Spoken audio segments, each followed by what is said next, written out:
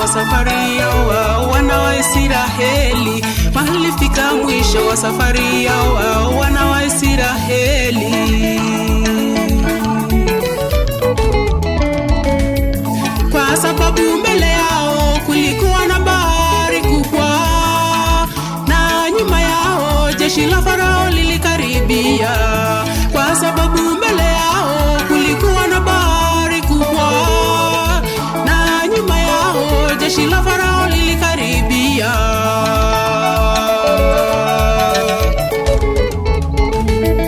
Wakajawa na hofu kubwa wana wa Israeli, wakamnung'unikia Musa, Musa, Musa, wakisema umetutoa Misri tufie jangwani.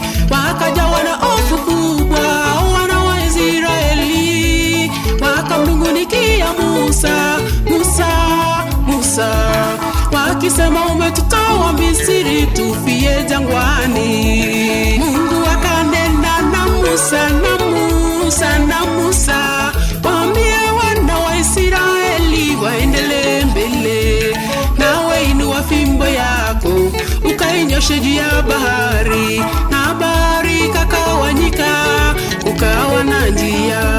Nawe inua fimbo yako ukainyoshe juu ya bahari, na bahari kakawanyika kukawa na njia.